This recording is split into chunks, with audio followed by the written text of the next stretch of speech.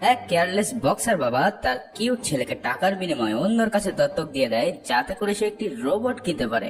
মুভিতে এমন একটি ফিউচার দেখানো হয়েছে যেখানে রোবট বক্সিং অনেক জনপ্রিয়, কিন্তু ঘটনাক্রমে তার ছেলে এমন এক রোবট আবিষ্কার করে ফেলে যা রীতিমতো বক্সিং ওয়ার্ল্ড কাঁপিয়ে দেয়।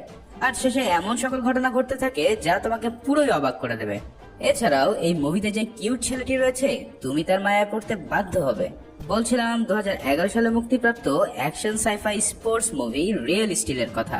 মুভিটি এক কথায় অসাধারণের উপর অসাধারণ, তাই ঝটপট রেডি হয়ে যাও পুরো এক্সপ্লেনেশনটি দেখার জন্য। আর লাস্ট ভিডিওতে তোমাদের সাপোর্ট ছিল এই মুভির মতনই অসাধারণ। যারা ইতিমধ্যে সাবস্ক্রাইব করে ফেলেছো তাদেরকে অনেক অনেক ধন্যবাদ, আর যারা এখনো করেনি তারা এই ভিডিওটিতে একটু সাবস্ক্রিপশন করে দিও। সেই সাথে এই ভিডিওতেও 10,000 লাইকের টার্গেট তোমাদের দিয়ে দিলাম। আমি জানি তোমরা তা অনায়াসেই করে দিতে পারবে। তো আর পেঁচাল না পেরে চলো শুরু করে দেই আমাদের আজকের এক্সপ্লেনেশন। মুভির শুরুতেই আমরা চার্লির সাথে পরিচয় হই। চার্লি ছিল একজন রিটায়ার্ড বক্সার, সেই সাথে সে একজন কেয়ারলেস বাবাও ছিল। সে প্রচুর ধার দেনা সাগরে ডুবে গিয়েছিল, কারণ সে পুরো সময়টাই রোবট বক্সিং এ বাজি ধরে সময় পার করে দিত। যেমন পাওনাদার সোলাইমান শকুন যদি তাকে ফোন দিয়ে টাকা চাইতো, সে বলতো, হিরো আলম ভাই আমি দ্রুতই টাকাটা দিয়ে দেবো। মানে কার কার কাছ থেকে টাকাটা নিয়েছে সেটাই তার এখন আর মনে নেই। কিন্তু এভাবে তো আর বেশি দিন চলতে পারে না, তাই তাকে যেভাবেই হোক টাকা ইনকাম করতে হবে। ফলে সে একটি জঘন্য বুদ্ধি করে যে তার রোবটকে মডেল বানিয়ে বাচ্চাদের সাথে তুলে তার বিনিময়ে $5 করে নেবে। বাচ্চারা হুকুম চালাক না, তারা $1ও দিতে চায় না এই ভাঙাচোরা রোবটের সাথে ছবি তোলার জন্য। এরপর মুভির সিন চলে যায় একটি বুল ফাইটিং এর আস্তানায়। সেখানে চার্লিকে দেখা যায় রিকি নামে একটি লোকের সাথে বাজি ধরছে। রিকি বলে, যদি তোমার রোবট আমার বেস্ট ষাঁড়ের সাথে ফাইট করে জিততে পারে তাহলে আমি তোমাকে $20,000 দেবো। এমন লোভনীয় অফার শুনে চার্লি সাথে সাথে রাজি হয়ে যায় ফাইটের জন্য। বুল ভার্সেস রোবটের ফাইট শুরু হয়। প্রথমেই চার্লির রোবট বুলটিকে তুলে আছাড় মারে আর বিশাল এক আপার কাট দিয়ে ভূপাতিত করে দেয়। এত সহজেই জিতে যাচ্ছে দেখে চার্লির মন চলে যায় অন্য একটি মেয়ের দিকে, যে কিনা খেলা খুব উপভোগ করছিল। আর ঠিক তখনই সেই বুলটি অগোচরে ঘুরে এসে সজোরে আঘাত করে চার্লির রোবটের পায়ে, আর সেটা ভেঙে নিজের শিঙে করে নিয়ে চলে যায়। এরপর চার্লি মারাত্মক লেভেলের চেষ্টা করতে থাকে বাছাড়াই রোবটটি দিয়ে ফাইটে জেতার জন্য। কিন্তু মশা দিয়ে কি আর হাতি মারা যায়? কিছুক্ষণের মধ্যে সেই রোবটটি একটি লক্ষ ঝক্ক লোহার স্তূপে পরিণত হয়। বাজিতে হেরে গেছে দেখে চার্লি তখনই সেখান থেকে ফুরুত হয়ে যাওয়ার চেষ্টা করে। তখন দুজন লোক তার পিছে দৌড়াতে থাকে, আর চার্লি মনে করে এরা হয়তো টাকার জন্য এখানে এসেছে। কথা বলার আগে সে একটি ঘুষি বসিয়ে দেয় একটা লোকের মুখে, আর তখন সে জানতে পারে এই লোকগুলো আসলে টাকা চাওয়ার জন্য আসেনি, বরং তাকে জানাতে এসেছে তার স্ত্রী মারা গেছে। সেই সাথে তার ছেলে কোর্টে রয়েছে, কারণ তার খালা তাকে দত্তক নিতে চায়। ঠিকই তো আছে, এমন বাপ যে কিনা স্ত্রী মারার খবর পর্যন্ত জানে না, তার কাছে ছেলে রাখা মোটেও সুবিধার নয়। এই কথা শুনে চার্লি কোর্টে যায় তার ছেলেকে অ্যাডাপশন দেওয়ার জন্য। সেখানে গিয়ে সে বুঝতে পারে তার ভাইরা ভাই অত্যাধিক লেভেলের ধনী, আর তখনই সে তার কাছ থেকে টাকা খাওয়ার ধান্দা করে। তার ভাইরা ভাইকে বুঝিয়ে বলে, ভাই তুমি আমার ছেলেকে নিতে পারবা যদি আমাকে $1,00,000 দাও। বড়লোক ভাইরা ভাইরার কোনো ছেলে পেলে না থাকার কারণে সে সাথে সাথেই টাকা দিতে রাজি হয়ে যায়। এরপর চার্লি চলে আসে তার গার্লফ্রেন্ড বেইলির আস্তানায়। সেখানে দেখা যায় চার্লি তার ভাঙা রোবটটি তাকে দিয়েছে ঠিক করার জন্য। বেইলি আসলে রোবটের মেকানিক ছিল, আর চার্লি যতবারই এরকম ভাঙা রোবট নিয়ে আসে ততবারই সে ঠিক করে দেয়। এছাড়াও চার্লি তার কাছ থেকে মেলা টাকা ধার নিয়েছিল, আর এইসব বিষয় নিয়ে বেইলি অনেক ফ্রাস্ট্রেটেড। কিছুক্ষণের মধ্যেই তার ভাইরা ভাই তার ছেলেকে নিয়ে সেখানে উপস্থিত হয়, আর তাকে পাওনা $50,000 অ্যাডভান্স দিয়ে দেয়। সেই সাথে তার ছেলেকে রেখে যায় সামারের আগ পর্যন্ত তার সাথে থাকার জন্য। এখানে আমরা সেই কিউট ছেলেটির সাথে পরিচিত হই যার নাম ম্যাক্স। ছেলে তার বাবার এমন ন্যাক্কারজনক ঘটনার প্রতিবাদ জানিয়ে বলে, মাত্র কয়েক $1,000 জন্য তুমি আমাকে বিক্রি করে দিলে। চার্লি বলে, বাপুরে তোমাকে পোষার মতন সময় এবং অর্থ আমার কাছে নেই। তোমার খালাখালো অনেক রিচ, তাই তাদের কাছে থাকলে তুমি অনেক সুন্দর জীবনযাপন করতে পারবে। এরপর ম্যাক্সকে নিয়ে চার্লি তার ডেরায় প্রবেশ করে, আর সেখানে গিয়ে সেই বক্সটি খুলতে দেখতে পাওয়া যায় একটি জাপানি রোবটকে যার নাম নয়জি বয়। ছেলেকে বিক্রি করে এই রোবটটি তার বাবা কিনেছিল। তার ছেলে ম্যাক্সের আবার এইসব রোবটের প্রতি অনেক ফ্যাসিনেশন। সেই রোবটটি দেখে অনেক খুশি হয়ে যায়, আর চার্লি তখন রোবটটিকে ভয়েস কমান্ড দিয়ে টেস্ট করতে থাকে। কিন্তু রোবটটি রোবটের মতোই ঠায় দাঁড়িয়ে থাকে। এটা দেখে চার্লি অনেক রাগারাগি করতে থাকে যে তাকে ভুলভাল জিনিস দিয়ে দিয়েছে। তখন তার কাছ থেকে ভয়েস কন্ট্রোলটি ম্যাক্স নিয়ে একটি জাপানিজ ভাষায় কমান্ড দেয়, আর ঠিক তখনই রোবটটি ঘুষাঘুষি শুরু করে দেয়। এটা দেখে তো তার বাপ পুরোই অবাক, আরে ছেলে তো জিনিয়াস, এসব জাপানিজ ভাষা সে শিখলো কিভাবে? ম্যাক্স তখন জানায় আমি জাপানিজ গেম খেলতে খেলতে এইসব ভাষাগুলো শিখে ফেলেছি। তখন তারা বুঝতে পারে এই রোবটটির ডিফল্ট ল্যাঙ্গুয়েজ ছিল জাপানিজ, তাই বেলি রোবটটির ডিফল্ট সেটিংস ইংলিশ করে দেয় আর তখন রোবটটি ইংলিশ কমান্ড ফলো করতে থাকে। চার্লি তখন রোবটটিকে নিয়ে দ্রুতই ফাইট করার জন্য বেরিয়ে পড়ে, কিন্তু তার ছেলে বলে আমাকে না নিয়ে গেলে গাড়ির চাবি আমি নালায় ফেলে দেব। চার্লি তো কোনোভাবেই তাকে নিতে চায় না, কিন্তু আর কোনো উপায় না পেয়ে ছেলের ব্ল্যাকমেলের কাছে তাকে পরাজিত হয়ে যেতে হয়। এরপর তারা সেই নয়েজি বয়কে নিয়ে একটি ফাইট ক্লাবে প্রবেশ করে আর সেখানে চার্লি তাকে বলে আমরা এখানকার চ্যাম্পিয়নের সাথে ফাইট করতে চাই। তখন ম্যাক্স জানায় আরে তুমি আগেই কেন চ্যাম্পিয়নের সাথে ফাইট করবে, আগে তুমি আন্ডার কার্ডে যারা রয়েছে তাদের সাথে ফাইট করো, এতে করে তোমার জেতার সম্ভাবনা অনেক বেশি থাকবে, হোক না অল্প আয়, কিন্তু সেটা নিশ্চিত হবে। ছেলের কথা বাপের কানে যায় না, কারণ এসব $100-200 তার কিছুই হবে না। তাই সে সিদ্ধান্ত নিয়ে ফেলে চ্যাম্পিয়নের সাথে ফাইট করে $20,000 জিতবে। অবশেষে এই ফাইট ক্লাবের চ্যাম্পিয়ন মাইডিসের সাথে তাদের ফাইট শুরু হয়ে যায়। প্রথম দিকে চার্লির রোবট মাইডিসকে বেদম মারতে থাকে, সবকিছু ঠিকঠাক মতো চলছিল, কিন্তু চার্লির ওভার কনফিডেন্টের কারণে কিছুক্ষণ পর থেকেই তার রোবট পাল্টা মার খাওয়া শুরু করে।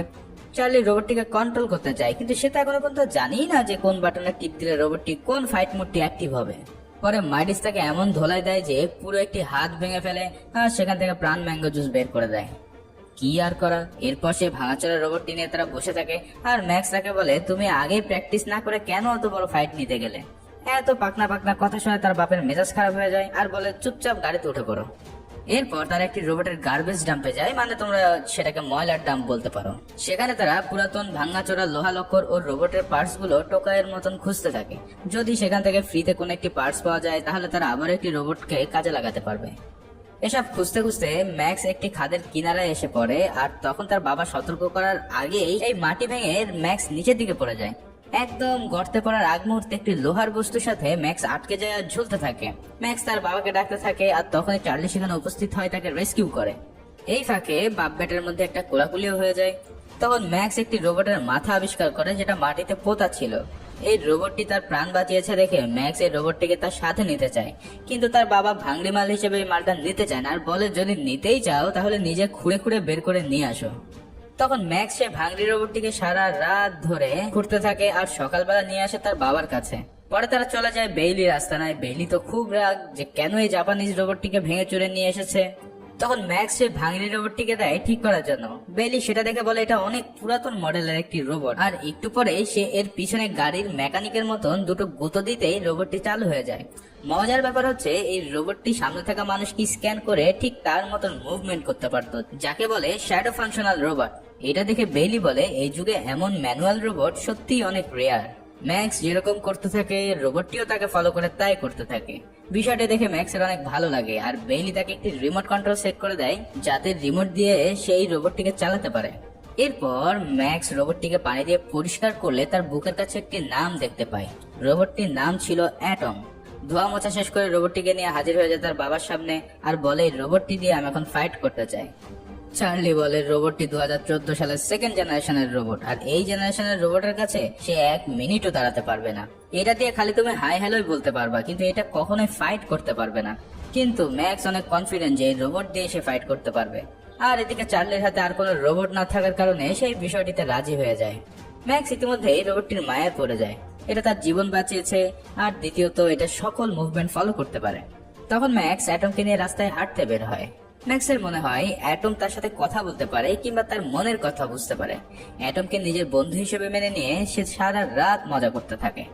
এরপর ম্যাক্স আর চার্লি মিলে একটি বক্সিং ফাইট চ্যাম্পিয়নশিপ দেখতে যায়, যেখানে চার্লির লক্ষ্য থাকে অ্যাটমের জন্য কোন একটি স্পন্সরশিপ পাওয়া যায় কিনা সেটা খোঁজার জন্য। সেখানে গিয়ে ম্যাক্স দেখতে পায় এই পৃথিবীর সবচেয়ে ভয়ঙ্কর এবং নাম্বার 1 বক্সিং রোবট জিউসকে, যাকে কিনা রোবট বক্সিং এর ফ্লোয়েড মেওয়েদার বলা হয়। এখনো পর্যন্ত কোন রোবট তাকে হারাতে পারেনি। ম্যাক্স তার খুবই বড় একজন ফ্যান আর সামনাসামনি তাকে দেখার সুযোগ পেয়ে তো সে ভীষণ খুশি। এদিকে চার্লি তার বন্ধুর কাছে গিয়ে হেল্প চায়, কিন্তু তার বন্ধু জানিয়ে যায় যে তোমার বিগত দিনের রিপোর্ট খুবই খারাপ এবং কোনো ম্যাচে তুমি জিততে পারোনি, তাই তোমার রোবটের পিছনে টাকা ইনভেস্ট করা মানে তা জলে ফেলে দেওয়া। ফলে সেখান থেকে তাকে নিরাশ হয়ে আবারও ফিরে আসতে হয়। পরের দিন সকালে চার্লি ও ম্যাক্স একটি নিচু স্তরের ফাইট ক্লাবে যায়, যেখানে সব গুন্ডা পান্ডার টাইপের রোবটগুলো ফাইট করে থাকে।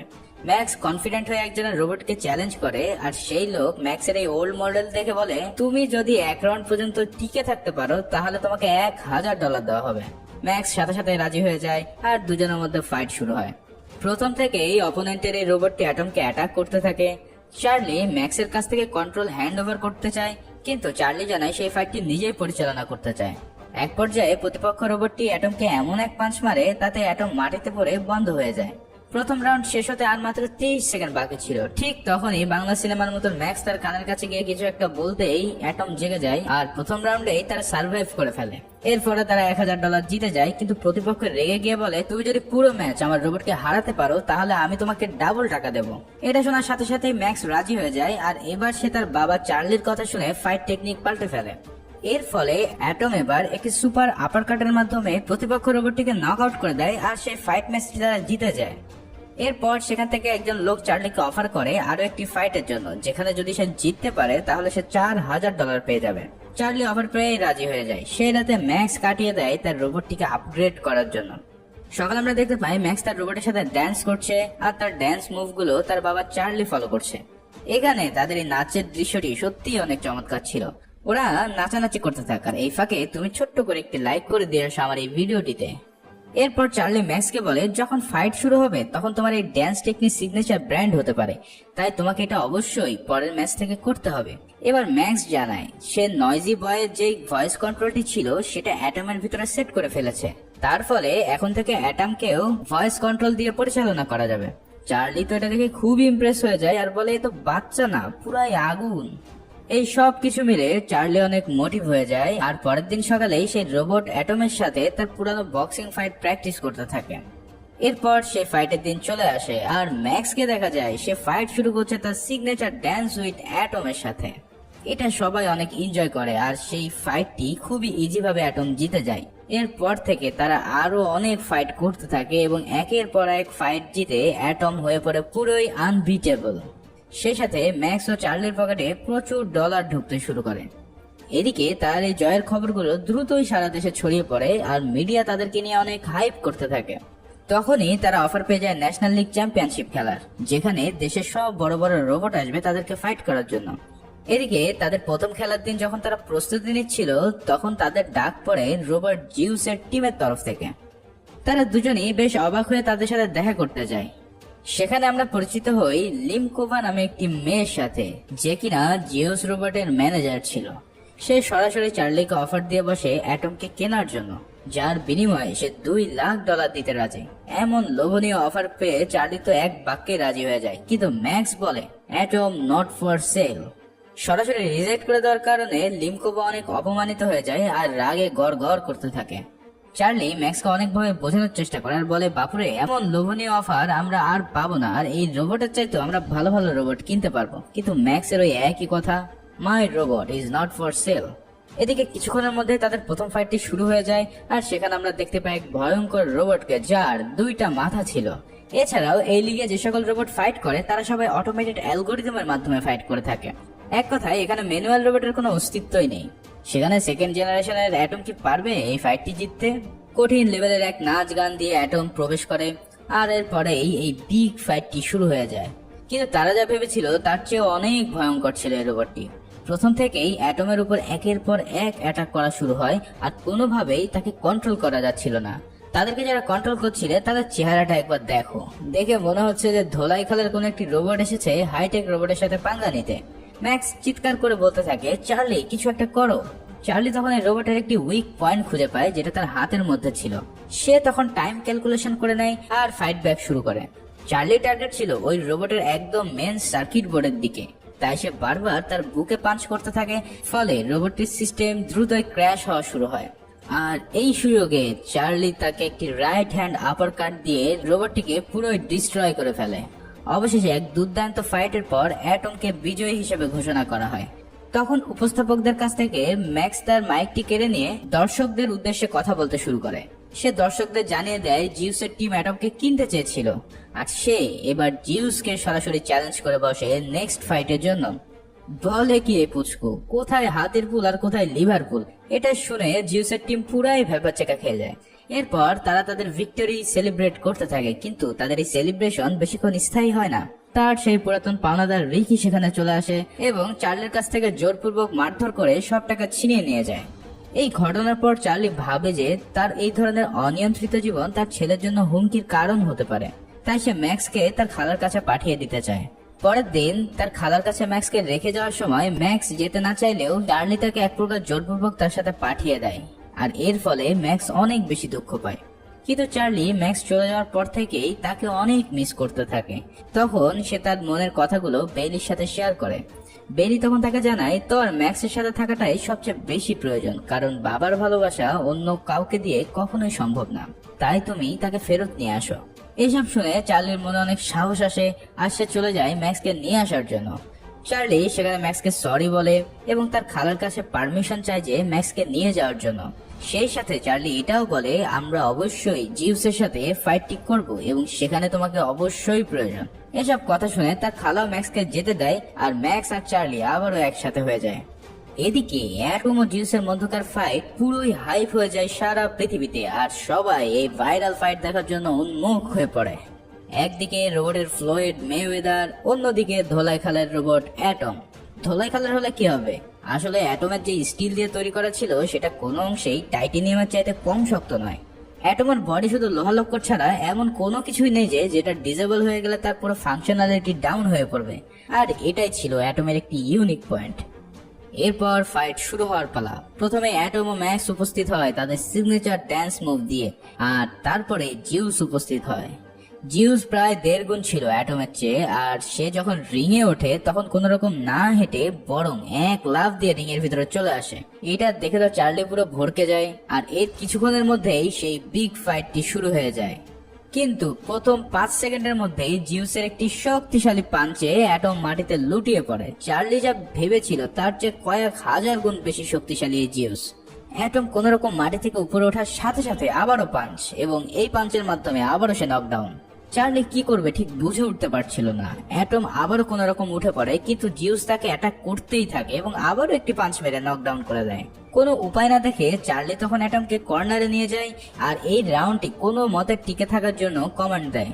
কিন্তু তখনই চার্লির সুযোগ বুঝে জিউসকে একটি রাইট আপার কাট মেরে দেয়, আর এটা দেখে পুরো দর্শক হতবাক হয়ে যায়, কারণ এখনো পর্যন্ত কোন রোবটের ক্ষমতা হয়নি জিউসের গায়ে একটি আঁচড় দেওয়ার। আর এই মারাত্মক লেভেলের আপার কাট খেয়ে জিউসের ফাংশন কিছুটা নষ্ট হয়ে যায়, আর এই সুযোগেই চার্লি তাকে কাউন্টার অ্যাটাক করতে থাকে। জিউসের টিমের সবার মাথা পুরো খারাপ হয়ে যায়, আর তখনই তারা আবারও ফাইটে ব্যাক করে। আর এবার অ্যাটমকে কর্নারে নিয়ে যেয়ে জিউস ধবল ধোলাই করতে থাকে। রাউন্ড শেষ হতে আর মাত্র 10 সেকেন্ড বাকি ছিল, কিন্তু এরই মধ্যে অ্যাটম প্রায় বিধ্বস্ত হয়ে পড়ে। অবশেষে ফাইনাল পাঞ্চ করার আগে রাউন্ডটি শেষ হয়ে যায়। এরপর দ্রুত চার্লি ও ম্যাক্স রিং এর মধ্যে গিয়ে অ্যাটমের বডি পার্টস ঠিক করে দেয়। তারপর শুরু হয় দ্বিতীয় রাউন্ড, কিন্তু এরই মাঝে অ্যাটম কোনোভাবেই সার্ভাইভ করতে থাকে। পরের রাউন্ডগুলো থেকে অ্যাটম অ্যাটাক করা শুরু করে, আর মাঝে মাঝে সে জিউসের পুরো থোবড়া উড়িয়ে দিতে থাকে। এভাবেই এই রুদ্ধশ্বাস ফাইট ম্যাচটি চতুর্থ রাউন্ডে এসে পড়ে। আর এই রাউন্ডে জিউসের একটি আঘাতের কারণে অ্যাটমের ভয়েস কন্ট্রোল ডিভাইসটি নষ্ট হয়ে যায়, ফলে অ্যাটম আর ভয়েস কমান্ড শুনে রেসপন্স করতে পারে না। এই সুযোগে জিউস অ্যাটমকে এমন ড্রিলিং করতে থাকে যে তার ভিতর থেকে পুরো ধোঁয়া উঠিয়ে দেয়।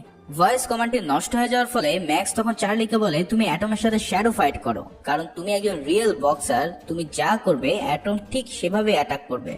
চার্লি তখন রাজি হয় না, কিন্তু ম্যাক্স তার কাছে সাহায্য ভিক্ষা চাইলে চার্লি রাজি হয়। ম্যাক্স তখন অ্যাটমের শ্যাডো ফাইট মোড অন করে দেয় আর সর্বশেষ রাউন্ড শুরু হয়। এবার প্রথম থেকেই জিউস এই বিধ্বস্ত অ্যাটমের উপরে অত্যাচার করতে থাকে, আর চার্লি শুধুমাত্র ডিফেন্স করতে থাকে। এরকম মার খাওয়া দেখে ম্যাক্স চার্লিকে বলে প্লিজ ফাইট ব্যাক করো, ওকে মারো। চার্লি তখন বলে নট ইয়েট, মানে এখনই না। আসলে চার্লি অপেক্ষা করছিল জিউসের পাওয়ার লেভেল কমিয়ে আনা পর্যন্ত, ফলে একটানা এত ফাইট করতে গিয়ে জিউস কিছুক্ষণের মধ্যেই তার পাওয়ার ডাউন করে ফেলে আর সে কোনো অ্যাটাক করতে পারে না।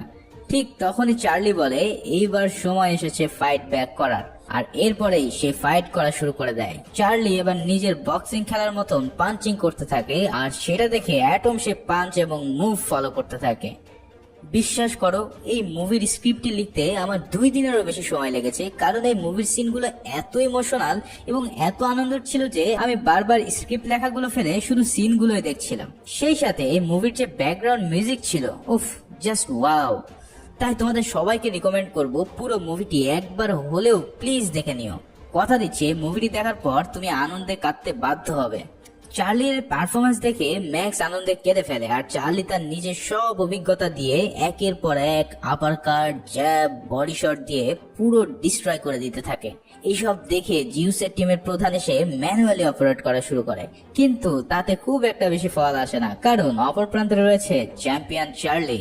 আর সর্বশেষ একটি অ্যাটমিক আপার কাট দিয়ে প্রথমবারের মতন জিউসকে নকডাউন করে দিতে সক্ষম হয় অ্যাটম। তবে কিছুক্ষণের মধ্যে জিউস আবার উঠে দাঁড়াতে সক্ষম হয়, কিন্তু অ্যাটম আবারও জিউসকে অ্যাটাক করতে থাকে, আর এরই মধ্যে ফাইনাল বেল বেজে ওঠে। এমন পারফরমেন্স দেখে পুরো স্টেডিয়াম অ্যাটম অ্যাটম বলে চিল্লাতে থাকে। কিছুক্ষণের মধ্যেই ফাইনাল রেজাল্ট চলে আসে এবং আকস্মিকভাবে এই ম্যাচটি জাজদের বিচারে জিতে যায় জিউস। এটা পুরো স্টেডিয়ামের দর্শক বিন্দু মাত্র বিচলিত হয় না, কারণ তাদের চোখে রিয়েল চ্যাম্পিয়ন হচ্ছে অ্যাটম। অ্যাটম সবার মন জয় করে নিয়েছিল এবং তারা অ্যাটমকে চ্যাম্পিয়ন হিসেবে মেনে নিয়েছিল। আর এই সুন্দর একটি মুহূর্ত দিয়ে মুভিটি এখানেই শেষ হয়। তো বন্ধুরা, আশা করি তোমাদের এই মুভি এক্সপ্লেনেশনটি অনেক ভালো লেগেছে, আর আরো ভালো লাগবে যদি তোমরা এই পুরো মুভিটি একবার দেখে থাকো। তাই আমার হাইলি রিকমেন্ডেশন রইলো মুভিটি একবার হলেও দেখো। আর এই এক্সপ্লেন ভিডিওটি যদি তোমার ভালো লেগে থাকে, একটি লাইক ও একটি সাবস্ক্রিপশন করার কথা ভুলো না কিন্তু। পরবর্তী ভিডিওতে আবার দেখা হচ্ছে, সে পর্যন্ত সবাই ভালো থাকো, সুস্থ থাকো, ধন্যবাদ।